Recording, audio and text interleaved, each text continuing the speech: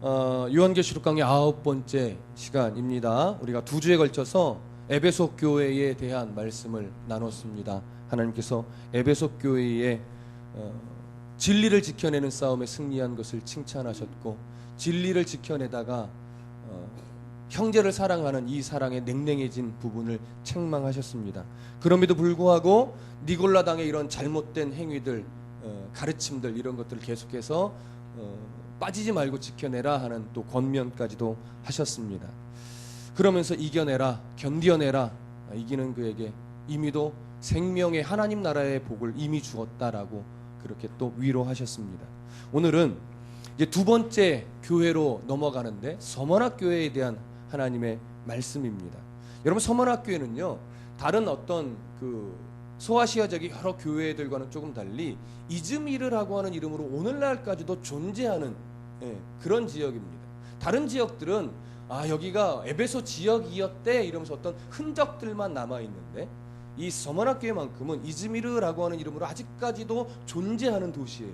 그런 면에서 참 귀한 도시죠. 이 서머나 교회는 우리가 저번 주까지 나눴던 에베소 교회를 기준으로 볼 때 북쪽으로 약 120km 정도 올라가면 있는 그런 도시입니다. 대략 당시 한 10만 명 정도 인구가 살았다고 기록에 전해집니다. 중형 도시에 해당합니다. 중형 도시에. 굉장히 과학과 의술이 발달을 했었고, 무엇보다도 이 서머나 지역은 아름다운 건축물이 가득했었다고 해요. 그러니까 건축 기술이 발달했던 그런 도시였죠. 그러다 보니까 이제 어떤 일이 이제 벌어지냐면, 당시 이제 요한계시록이 쓰여지던 그 당시에 로마 제국이 이제 전 세계를 지배하고 있었는데, 로마를 중심으로 대략 15개의 위성 도시들이 이렇게 존재하고 있었습니다. 근데 그 15개의 위성 도시들이 서로 경쟁적으로 유치하려고 했던 그런 일이 하나 있는데, 그게 뭐냐면 황제를 숭배하는 신전을 건립하는 그런 권리, 이거를 따내는 것, 이것이 굉장히 큰 당시의 어떤 목적이었어요. 각 도시들이. 그래서 경쟁적으로 이것을 따내려고 애를 썼는데, 결국 어느 도시가 이 황제를 숭배하는 신전을 짓는 이 권리를 따냈냐? 서머나 교회가 따낸 거예요. 왜냐하면 서머나 교회는 건축 기술이 굉장히 발달했고, 아름다운 건축들이 굉장히 건축물들이 많았기 때문에 이 도시면 황제를 숭배하는 신전을 정말 아름답고 멋지게 지을 수 있겠다. 그래서 서머나 지역 너희들이 이제 앞으로 황제 숭배 신전을 각 도시에 건립하고 또 관리하는 모든 책임을 너희들이 져라, 이렇게 된 거예요. 그러니까 여러분 생각해 보세요. 황제 숭배 신전을 짓는, 그리고 관리하는 모든 권한을 이 서머나 지역이 받았다라고 하는 것은, 그 서머나 지역에 그로 인해 주어지는 권세와 이득들이 얼마나 많은지를 알 수 있는 거예요. 그래서 더더군다나 그러다 보니까 서머나 교회는 로마 어떤 정치의 힘을 더 얻기 위해서 더 로마의 어떤 앞장서서 로마를 추앙하는 도시가 됐고, 더욱더 황제를 숭배하는 일에 최선을 다하는 도시가 되었어요.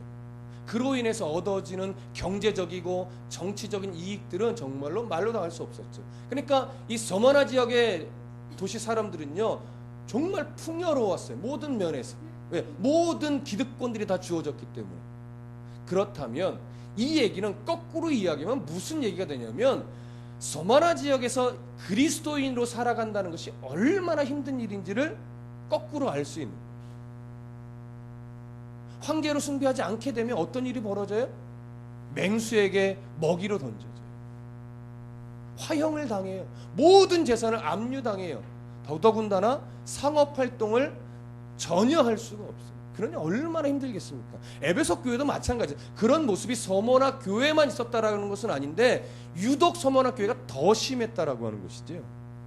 재밌는 것은 이 서머나라는 지역 이름이 몰약이라는 의미가 있어요. 거기엔 또 쓰다라고 하는 의미가 있어요. 그러니까 이 이름이 갖고 있는 의미처럼 서머나 지역 교회는요, 엄청난 고난과 환난 속에 신앙을 지켜내야만 했던 그런 교회였습니다. 그런데 놀라운 것은 이 서머나 지역이 빌라델비아 교회와 함께 책망이 없고 칭찬과 위로만 있었다라고 하는 사실이죠. 근데 여기서 우리가 좀 조심히 바라봐야 될 것은 뭐냐면, 이 서머나 교회가 빌라델비아 교회와 함께 칭찬만 받고 위로만 받았다라고 하니까 우리가 언뜻 어떤 선입견을 갖게 되냐면 정말 완벽했나봐, 모든 면에 있어서 완벽했나봐, 이렇게 보게 되는 경향이 없지 않아 있는데, 그런 말은 아니에요. 서머나 교회가 모든 면에 있어서 하나님 앞에 책망을 받을 만한 일이 요만큼도 없었다, 이런 얘기는 아니에요. 서머나 교회를 향한 예수 그리스도의 어떤 마음이 지금 무엇에 집중되어 있었다는 얘기냐면 위로와 격려와 칭찬에 더 집중되어 있었다라고 하는 얘기지, 책망받을 만한 일이 전혀 없었다, 이런 얘기는 아닙니다. 그럼 여러분 한번 다시 생각해 보세요.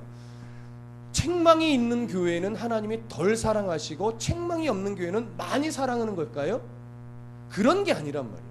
우리가 자칫 잘못 생각하면 그런 식으로 이렇게 하나님의 사랑의 크기를 나누어 갈 수가 있어요. 그런 게 아니에요. 하나님의 사랑은 모든 교회에 대해서 다 똑같습니다.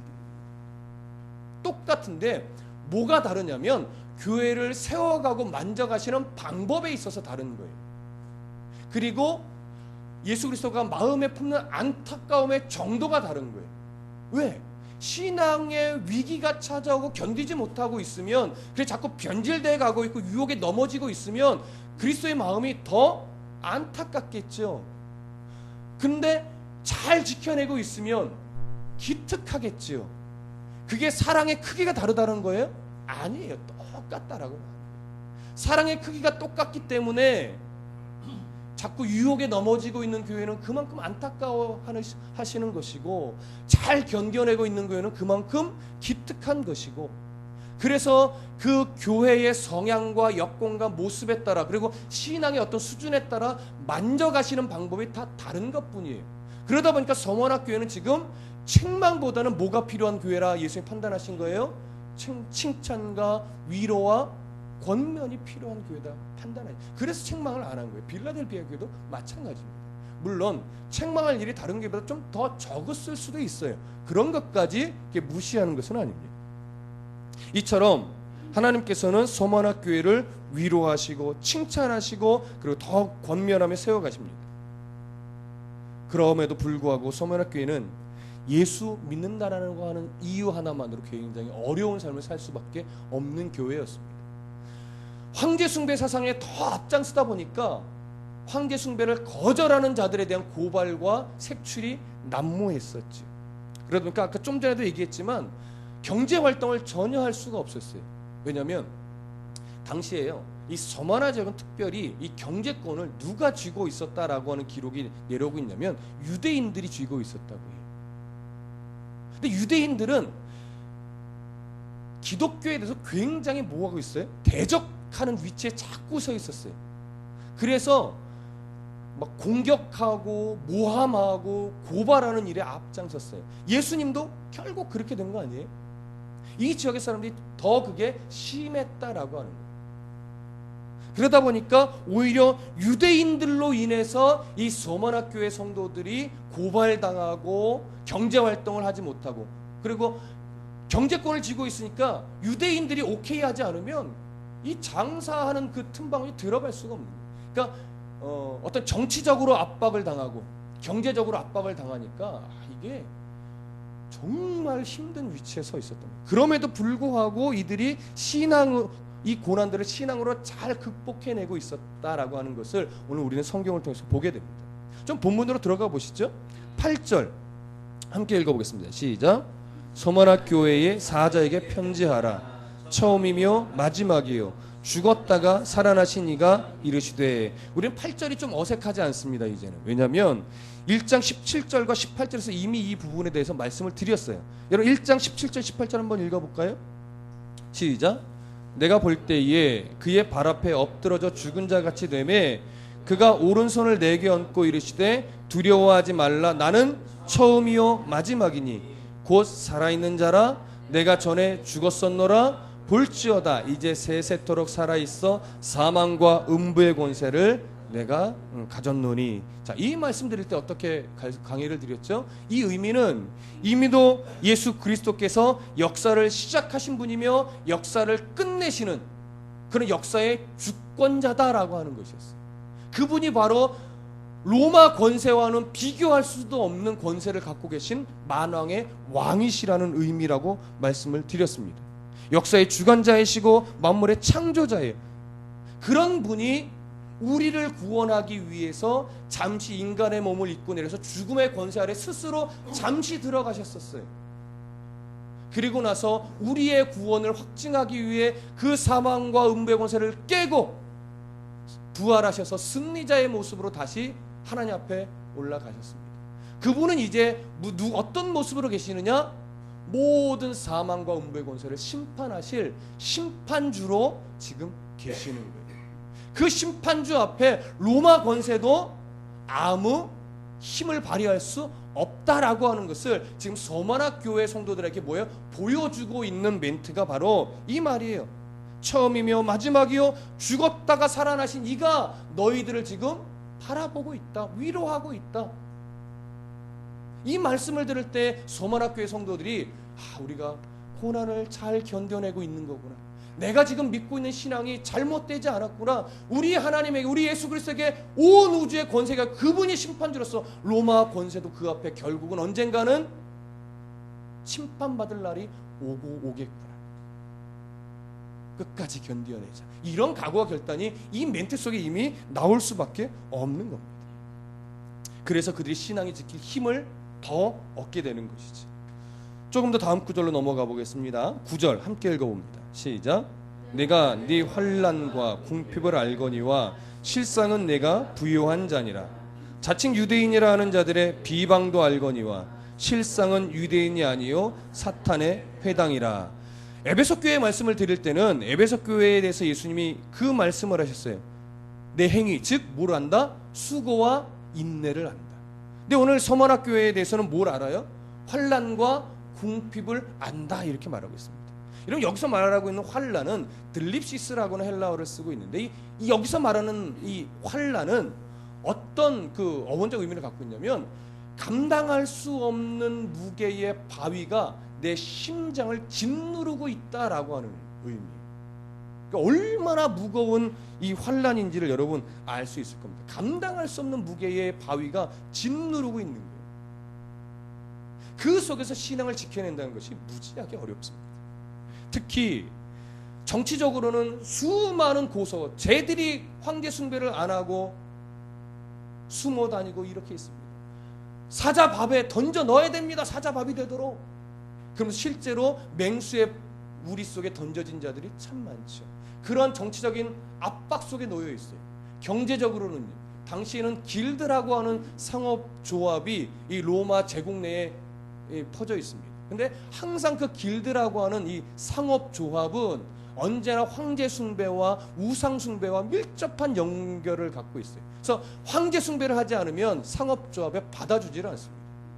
그럼 상업조합에 들어가는 황제 숭배의 첫 번째 관문이 뭐냐? 당시 도미티안 황제를 향하여 도미티안 황제가 나의 구원자이시고 나의 하나님입니다. 이렇게 고백해야 되는 거예요. 그 고백만 하면 장사를 할 수 있는 모든 길이 다 열려요. 그러면 굶주리는 일은 없습니다. 근데 예수 믿는 사람들이 뭘 못하는 거예요? 그 한마디를 못하는 거예요. 할 수 없는 거죠. 왜? 도미티안 황제가 나의 구원자도 아니고 나의 하나님도 아니기 때문에. 여러분 진리는 타협할 수 없는 거기 때문에 그렇습니다. 그래서 그 한마디를 할 수 없는 믿음의 신앙이 있었기 때문에 경제적으로 그들은 불이익을 당할 수밖에 없고 경제적으로 매우 궁핍할 수밖에 없는 거예요. 그래서 이런 것으로 인해서 정치적인 고통과 경제적인 압박을 받고 있었죠. 특히 유대인들은 경제적인 실권을 아까 쥐고 있다고 말씀드렸죠. 그들이 로마 정치에 고소를 하면 그들이 그 고소를 묵살할 수가 없었던 거예요. 그러니까 이 기독교인들이요 이래저래 사방에 우겨싸움을 당할 수밖에 없는 입장에 놓여 있었던 겁니다. 그러니 결국 뭐가 찾아올 수밖에 없어요? 궁핍이 찾아볼 수밖에 없는 거예요. 그래서 환난과 궁핍을 안다 예수 그리스도께서 그 위로를 하시는 거예요. 그런 환난으로 인해서 감당할 수 없는 무게의 바위가 내 가슴을 짓누르고 있는 환난으로 인해 결국은 궁핍이 찾아올 수밖에 없다라고 하는데 여기서 말하는 궁핍은요 원래 헬라어에서 궁핍이라고 하는 말은 페냐라는 말을 하나 쓰고 또는 푸토코스라고 하는 말을 하나 씁니다. 근데 여기에 페냐라고 하는 말을 쓸 때는요, 그래도 먹을 것은 있는 궁핍이에요. 그래도 먹을 것은 있는 가난을 말할 때 페냐를 써요. 근데 푸토코스는요, 먹을 것도 없고 일할 것도 없는 극도의 가난의 상태를 푸토코스라고 합니다. 근데 오늘 여기에 사용하고 있는 가난은요, 푸토코스를 쓰고 있어요. 이런 푸토코스라는 이 단어는 어디에도 쓰고 있냐면 마태복음 5장 3절에 가보면 심령이 가난한 자는 복이 있나니, 이 산상수훈의 말씀에 심령의 가난이 푸토코스예요. 그래서 내가 영적인 파탄자다, 내가 영적으로 하나님이 없으면, 하나님의 도우심이 없으면 나는 정말 이 땅에서 온전하게 살아갈 수 없는, 그렇게 연약하고 보잘것없는 존재입니다라고 고백하며 하나님을 의지하는 자, 그 사람이 뭐예요? 천국을 소유한 자, 복 있는 자예요. 그 사람이 복된 자예요. 이미 그것이 심령의 가난이에요. 영적 파탄자임을 내가 고백할 수 있는 겸손을 가진 자. 근데 또 하나 어디에 쓰고 있냐면 누가복음 16장에 부자와 거지 나사로 이야기에 보면 그 거지라는 단어가 푸토코스입니다. 그래서 이것을요, 거지로 생각하시면 안 돼요. 극도로 가난한 나사로예요. 그냥 거지가 아니에요, 여러분. 게을러서 거지가 아니라 먹을 것도 없고 일하고 싶은데 일할 곳이 없어서 어쩔 수 없이 부자의 상에서 떨어지는 부스러기로 연명할 수밖에 없는 참으로 불쌍한 나사로예요. 그걸 거지로 여러분 이해하지 마십시오. 극도의 가난에 놓여져 있는, 어쩔 수 없는 가난에 놓여져 있는 그 나사로입니다. 근데 그 나사로가 그런 상황 속에서도 누구를 바라봤어요? 믿음, 하나님을 바라봤어요. 그래서 부자는 어디에 가요? 지옥에 가요. 그러나 그 극도로 가난한 나사로는 하나님으로 인해 어디에 가 있어요? 하나님 나라에 가 있어요. 자, 극도로 가난한 나사로, 실제로는 뭐예요? 부유한 자였죠. 이것을 지금 말하고 있는 겁니다, 여러분. 그렇기 때문에 당시 서머나교회 성도들은요, 그들이 겪고 있는 환란으로 인해서 그들이 맞이하고 있는 이 궁핍은 신앙이라는 이름으로는 사실 견뎌내기 불가능한 그런 가난이었어요. 자식이 죽어가고 있는데, 자식이 굶어 죽어가고 있는데 누가 타협하지 않을 수 있겠습니까? 세상 가운데 자식이 굶어 죽어가고 있는데 그 신앙을 지켜내는 것이 무엇이라고 죽어가는 자식을 바라보며 세상과 타협하지 않는 부모, 여러분, 불가능합니다. 사실 여러분들 자식이 굶어 죽어간다고 생각해 보세요. 그런데 황제는 나의 구원자입니다, 요 고백 하나만 하면 먹을 것이 평생 주어진다 생각해 보세요. 여러분 그 고백 안 할 자신 있습니까? 저는 없습니다. 저 없어요. 그래서 그 시대에 안 태어난 게 얼마나 감사한지 모르겠어요. 그런 가난이에요, 여러분. 그런데 이 소머나교회가 그런 가난을 지금 뭐하고 있다라고 하는 거예요? 이겨내고 있다라고 하는 거예요. 신앙이라는 이름으로 이겨내고 있다라고 하는 거예요. 그들의 이 결단과 이 인내가요, 놀랍습니다. 근데 그 신앙의 뿌리가 어디서부터 오느냐? 소머나교회의 환란과 어떤 이 견딤을 이야기하면 누구를 빼놓을 수 없냐면 폴리캅이라고 하는 인물을 빼놓을 수가 없어요. 폴리캅은 요한의 제자였습니다. 그리고 소머나교회의 감독이었어요. 그런데 결국 로마 황제의 숭배를 거절했다는 이유로 이 폴리캅 감독이 붙잡혀갑니다. 근데 이 로마의 사람들이 폴리캅을 보니까 너무 삶이 순전한 거예요. 너무 거룩하고 너무 멋있는 거예요. 그래서 죽이고 싶지 않은 거예요. 그래서 부탁을 합니다. 오히려 거꾸로 부탁을 해요. 폴리캅 선생님, 제가 당신이 얼마나 정직하고 순전한 사람인지 제가 알겠습니다. 당신 같은 사람은 죽으면 안 됩니다. 그러니 절 안 해도 됩니다. 제발 다른 사람 몰래 나만 들을 테니 내 귀에다 대고 황제는 구주요 하나님입니다, 요 말 한마디만 그냥 나만 듣게만 해주십시오. 그러면 죽이지 않겠습니다. 당신을 풀어드리겠습니다. 이렇게 말했어요. 이때 폴리캅 선생님이 뭐라고 말하냐면, 하나님은 일평생 나를 실망시킨 적이 없는데 내가 어찌 이 한순간을 모면하고자 내가 하나님이 기뻐하지 않는 말을 내 입술로 내뱉을 수 있겠습니까? 그럴 수 없습니다. 그 말을 한 거죠. 그랬더니 그 사람이 너무 안타까워서, 그러면 제가 어쩔 수 없이 당신을 맹수우리에 넣어야 됩니다. 그리고 어쩔 수 없이 당신을 산채로 불구덩이 속에 던져버려야 됩니다. 그래도 신앙을 지키겠습니까? 제발 한마디만 해주십시오. 근데 그 폴리캅 선생이 뭐라고 하냐면, 당신은 지금 1시간짜리 환란으로 나를 유혹하고 있어. 그러나 당신 앞에는 지금 영원한 지옥의 불구덩이가 놓여있는 걸 당신은 못 보고 있어. 그건 어떻게 할 것이오? 나는 그 1시간짜리 환란과 고난 때문에 영원한 나에게 주신 이 복을 내가 버릴 수 없습니다. 당신이 하고자 하는 대로 내게 행하십시오.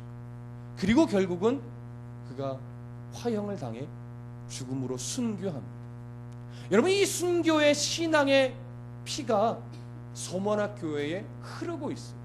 그것을 바라보고 그의 아름다운 죽음을 보았던 서머나 교회 성도들은요, 아 무섭다, 신앙 버리자, 폴리캅처럼 저렇게 죽으면 아무 의미 없잖아, 이러지 않았어요. 어떤 믿음으로 인해 폴리캅 선생님이, 감독이 신앙을 지켜내며 죽었는지 그 중심을 본 거예요. 그 중심. 그래서 우리도 지켜내자, 우리도 죽으면 죽으리라, 이 믿음 지켜내자.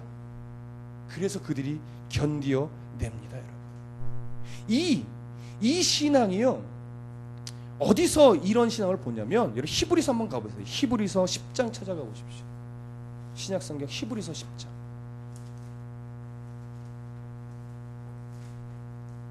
빌레몬서 다음에 히브리서 10장, 조금만 앞으로 오시면 됩니다. 히브리서 10장 32절부터 34절까지. 히브리서 10장 32절부터 34절까지 우리 함께 읽습니다. 시작. 전날에 너희가 빚을 받은 후에 고난의 큰 싸움을 견뎌낸 것을 생각하라. 혹은 비방과 환난으로서 사람에게 구경거리가 되고, 혹은 이런 형편에 있는 자들과 사귀는 자가 되었으니, 너희가 갇힌 자를 동정하고 너희 소유를 빼앗기는 것도 기쁘게 당한 것은 더 낫고 영구한 소유가 있는 줄 알미라. 아멘. 여러분, 폴리캅 감독이 기꺼이 죽음을 선택할 수 있었던 이유가 뭐예요? 구경거리가 되고 있는 것도 뺏기고 고난 속에 놓여있다 할지라도 그것을 기쁨으로 내가 받고 순교할 수 있었던 이유는 더 낫고 영구한 소유가 내게 있는 줄 알고 있었기 때문에. 땅의 가치보다는 비교할 수 없는 하나님 나라의 가치가 이미 내 것인 줄 알고 있고 믿고 있고 신뢰하고 있었기 때문에 그것을 포기하고 내가 타협할 수 없다라고 하는 이런 신앙의 절개가 있었다라고 하는 거예요. 이 신앙의 전개, 더 낫고 영구한 소유가 있는 줄 아는 이 신앙의 뿌리가 소만학교의 성도들에게 고스란히 지금 물려져 내려가고 있었다라고 합니다. 그래서 뭐예요? 부요한 거예요. 그 복을 내가 이미 가지고 있다라고 하는 것을 아는 것, 이게 부요예요, 여러분. 아까도 말씀드렸지만 심령이 가난한 자는 복이 있나니 천국이 저의 것이며, 번역 이렇게 하면 안 됩니다. 더 정확한 의미의 복은 이거예요. 복되도다, 선포형이에요. 헬라어로 보면 복되도다. 심령이 가난한 자들이 이미 소유하고 있는 복이요. 그 복이 뭐냐? 천국을 가지고 있다라고. 천국이 그들의 것이라는 거예요. 이미 천국의 가슴에 있어요. 그래서 주님 없이는 살 수 없다라고 하는 영적 파탄자님을 내가 알아요. 그래서 세상의 모든 것을 잃어버려도 내가 주님이 내 속에 있고 천국이 내 가슴 속에 살아있기 때문에 내가 그날을 바라보며 기꺼이 세상을 포기하고 고난을 견뎌내겠습니다. 그것을 내가 기뻐하겠습니다. 왜요? 내가 천국을 소유한 자라고 하는 증거가 바로 고난으로 오는 거기 때문에. 이것이 서머나의 신앙이었어요. 이것이 폴리캅의 신앙이었어요, 여러분. 그래서 부유한 자라고 말하는 겁니다. 환난과 궁핍을 안오니 실상은 부유한 자다. 이것을 곡해하면요, 너희들이 환난과 궁핍 속에 있지만 잘 견뎌내면 끝끝내 내가 이 땅에서 부유하게 해줄게, 이게 아니라는 거예요, 여러분. 이거 땅의 복과 아무 상관이 없습니다. 이미 하나님 나라의 그 어떤 것으로도 빼앗기지 않는 그 영원한 복이 내게 주어져 있다. 이것을 알으라는 거예요. 주겠다가 아니라요, 이미 갖고 있다예요. 이미 갖고 있다. 그래서 환난과 궁핍을 견뎌낼 힘이 생기는 거예요. 잘 견디면 죽게, 이게 아니에요. 이미 갖고 있으니 견뎌낼 이유 충분하지, 이거예요. 이미 갖고 있으니 이겨낼 수 있지, 이거예요. 여러분, 빌립보서 2장 5절에 보면 그리스도를 본받으라는 말이 나와요. 우리 가보실까요? 빌립보서 2장.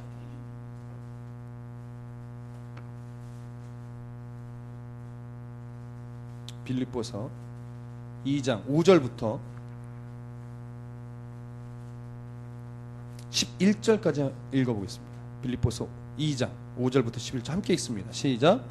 너희 안에 이 마음을 품으라. 곧 그리스도 예수의 마음이니 그는 근본 하나님의 본체시나 하나님과 동등됨을 취할 것으로 여기지 아니하시고 오히려 자기를 비워 종의 형체를 가지사 사람들과 같이 되셨고 사람의 모양으로 나타나사 자기를 낮추시고 죽기까지 복종하셨으니 곧 십자가의 죽으심이라. 이러므로 하나님이 그를 지극히 높여 모든 이름 위에 뛰어난 이름을 주사 하늘에 있는 자들과 땅에 있는 자들과 땅 아래에 있는 자들로 모든 무릎을 예수의 이름에 꿇게 하시고 모든 입으로 예수 그리스도를 주라 시인하여 하나님 아버지께 영광을 돌리게 하셨느니라. 아멘. 우리는 예수님께서 품었던 그 마음을 품어야 됩니다. 왜요? 예수님이 우리를 땅에 얽매인 존재로 삼지 않으셨고 우리를 그런 자의 신분에서, 이미 지옥의 인생의 신분에서 우리를 예수 그리스도의 보혈의 피로 값주고 우리의 신분을 하나님의 자녀로 바꿔놓으셨어요. 그 하나님의 뜻을 자기를 낮추심으로 성취하신 거예요. 그 값진 가치가 내게 주어졌어요. 그래서 예수님이 세상을 향해 품었던 그 마음을 나도 품고 살아가야 돼요. 그 마음을 내가 배워야 하는 거지. 그 은혜를 입은 것이 뭐냐? 바로 종말론적인 복이 내게 임한 것이고 그 종말론적인 복을 내가 소유하고 있기 때문에 그 복을 소유하지 못한 자를 뭐 할 줄 알아야 돼요? 긍휼히 여길 줄 알아야 돼요. 저들이 몰라서 나를 대적하고 저들이 몰라서 나를 핍박하고 저들이 몰라서 나를 무시하고 있는 거예요. 근데 우리는 성도임에도 불구하고 하나님을 예배하고 있음에도 불구하고 저들이 핍박하고 저들이 나를 무시하고 저들이 나를 공격할 때 뭐 하냐면 자존심 상해하는 거예요. 물론 목회자도 예외일 수 없습니다. 그러나 우리가 신앙이 성숙한 자리로 들어가면 그것은 자존심 상할 일이 아니라 그들을 긍휼히 바라봐야 될 일이라는 거예요. 저들이 하나님의 은혜만 안다면, 저들이 예수 믿는 나를 무시하지 할 수 없고 공격할 수 없고 나를 핍박할 수 없을 텐데, 내가 가지고 있는 이 복을 저들이 안다면 오히려 나와 같이 하나님으로 인해 기뻐할 수 있을 텐데, 이렇게 생각이 바뀌어지는 거죠. 부유하지 않으면 가질 수 없는 생각입니다. 근데 왜 그들이 무시할 때 자존심 상해합니까? 내가 갖고 있는 복의 크기를 내가 모르기 때문에 그래요. 내가 소유한 영원한 이 소유의 가치와 크기를 내가 인식하지 못하고 있으니까 예배한다고 하고 기도하고 있다고 하고 때로는 금식한다고 말하지만 세상이 나를 무시하고 업신여길 때 예수 믿는다고 하는 사람이 자꾸 자존심 상해하는 거예요. 여러분 잘 들으세요. 성도에게는 자존심이 없어요. 왜요? 예수님이 날 위해 죽어주신 그 은혜를 받은 자인데 우리에게 무슨 자존심이 있어요? 그래서 우리에겐 자존심이 없어야 돼요. 그래서 자존심을 죽이는 싸움을 좀 우리가 하셔야 돼요. 근데 아직까지도 목사인 제 속에도 자존심이 살아있죠. 혈기도 살아있어요. 큰일이에요. 네. 제가 여름 성경학교를 하면서 우리 교수님들한테 부탁을 했습니다. 우욱하지 않게 좀 기도해달라고. 제가 약한 게 뭐냐면 아이들이 예의 없을 때 우욱해요. 그리고 막 어른들이 계시는데 막 싸울 때 우욱해요.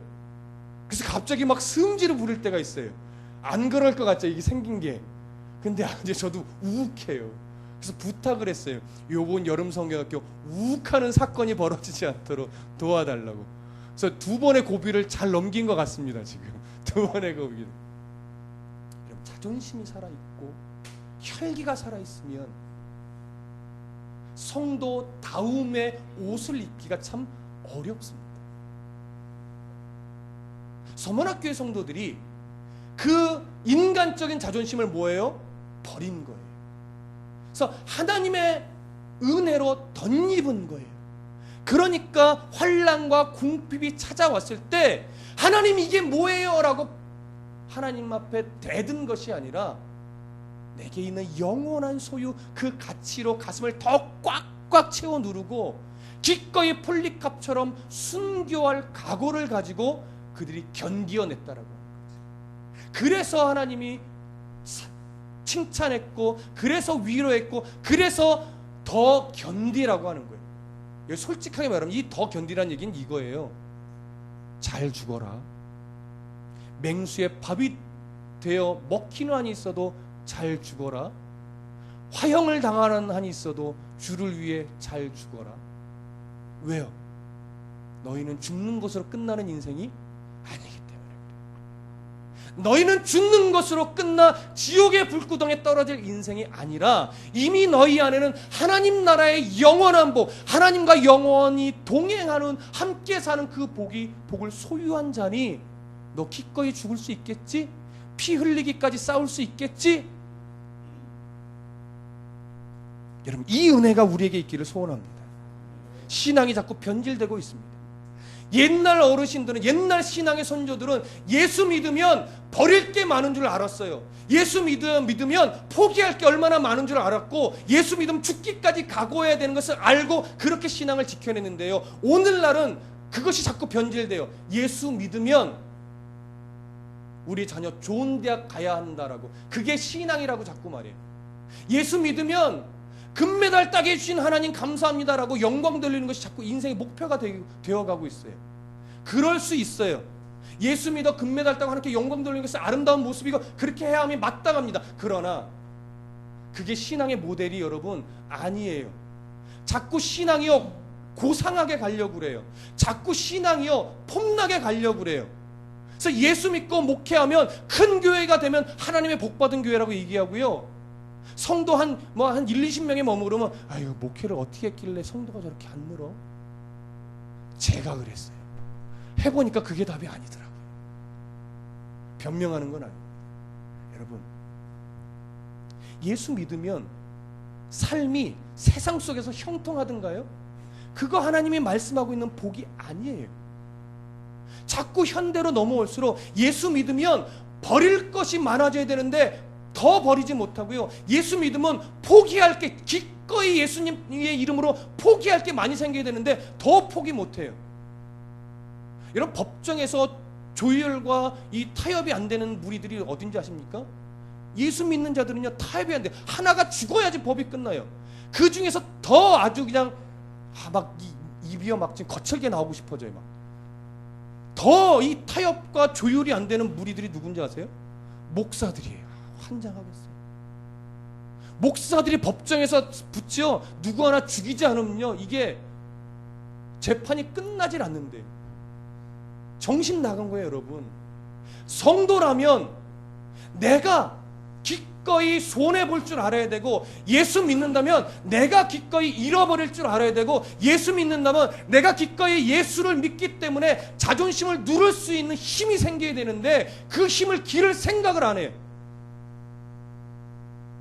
오로지 자식 잘 되기 위해서 금식 기도하고, 수능 100일 전에 딱 되면 제발 좋은 대학 가게 해달라고 작정 새벽 기도하고, 사업이 부도 위기에 놓이면 꼭 그제서야 하나님 이 부도만 면하게 해주시면 하나님을 위해서 삶을 드릴게요.